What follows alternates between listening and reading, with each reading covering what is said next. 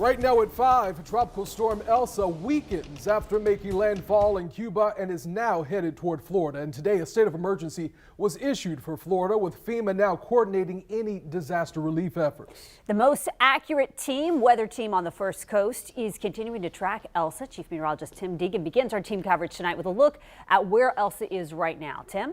Thank you, Heather and Anthony. And here are the watches and warnings. Notice on Florida's west coast, includes some inland counties and also includes you folks in Columbia County. We'll get back to that in a moment. Here's the big picture. Here's the numbers. As Heather and Anthony mentioned, it's weakened. That is Elsa expected it to once the core moved inland, and it did. Now it moved inland in about the most narrow portion of the Cuban peninsula, meaning it's going to be back offshore tonight at sunset. Hurricane hunters can't fly over land areas, or don't, and certainly won't over Cuba, so we're relying on radar estimates on just exactly what the strength is.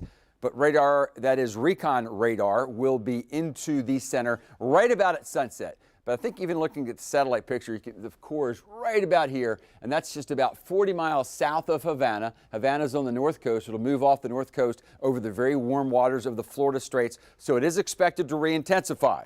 Now, if you've been around these parts any time at all, you know that this is very warm water. Right now, 85 to 90 degrees, and there certainly have been past storms that have become major hurricanes over this area before going back onto the west coast. However, we're not forecasting that. There's going to be some wind shear. We'll talk more about that. So notice, although we are talking about intensification, we're talking about a strong tropical storm, maybe some hurricane force winds as it goes very close to Fort Myers, impacts most significantly with the storm surge of 3 to 5 feet in the Tampa Bay area, comes ashore in Cedar Key, and then goes right over what we call the First Coast. In fact, I'll take all the clouds out so you can see what's going to happen here. So this is tomorrow afternoon, basically west of Fort Myers, headed to the north, continue to intensify. So tomorrow afternoon, we'll have radar on it. We'll have recon in there, so we'll have a very close watch on what does happen, whether it becomes a stronger tropical storm or possibly Category 1. As long as it just does that, that doesn't change our forecast significantly. So what is our forecast? Well, if you've been with us for any amount of time,